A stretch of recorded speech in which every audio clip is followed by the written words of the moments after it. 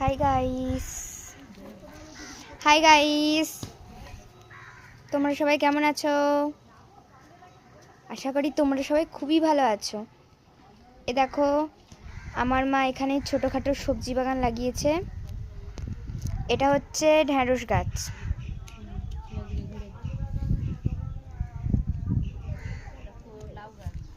এটা হচ্ছে লাউ গাছ, অনেকগুলি লাগিয়েছিল, ওখানে পোকায় খেয়ে ফেলেছে। ওইখানে দুটো ঢ্যাঁড়স গাছ আছে, এখানে একটা ঢ্যাঁড়স গাছ, এখানেও একটা ঢ্যাঁড়স গাছ। মানে এইখানটার গাছটায় একটা পেঁপে গাছ ছিল, এখানটার গাছটা জল লেগে গেছে বলে মা তুলে ছাদে রেখে দিয়েছে, আর তার পাশে রাউন্ড করে এখানে লাগিয়ে দিয়েছে। এ দেখো পুঁই গাছ, ওই সেইখানেও পুঁই গাছ রয়েছে, এদিকেও ঢ্যাঁড়স গাছ। এই গাছগুলো খুবই বড় বড় হয়ে গেছে। আমাদের প্রত্যেক দিন ঢ্যাঁড়স গাছে ঢ্যাঁড়স হয়, কোনো দিনও বাদ যায় না। আবার দেখো এখানে ছোট ছোট ঢ্যাঁড়স গাছের চারা হয়েছে। এটা হচ্ছে লঙ্কা গাছ, এখানটায় পুরোটা লঙ্কা গাছ। আর এগুলো হচ্ছে বেগুন গাছ, এ দেখো বেগুনও হয়েছে।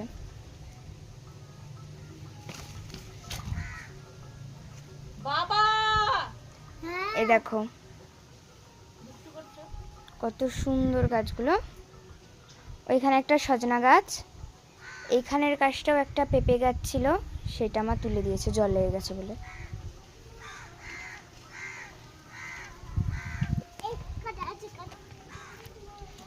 আর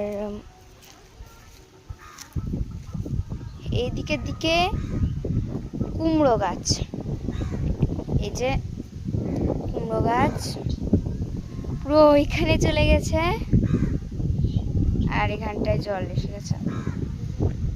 তো আমাদের বাড়ির এই ছোটোখাটো বাগানগুলো তোমাদের কেমন লেগেছে অবশ্যই কমেন্টে জানিও। আর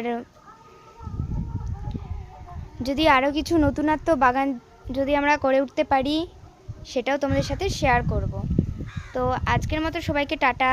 এই দেখো আমাদের প্রচণ্ড কালো মেঘ হয়েছে, এক্ষুনি যেন বৃষ্টি চলে আসবে।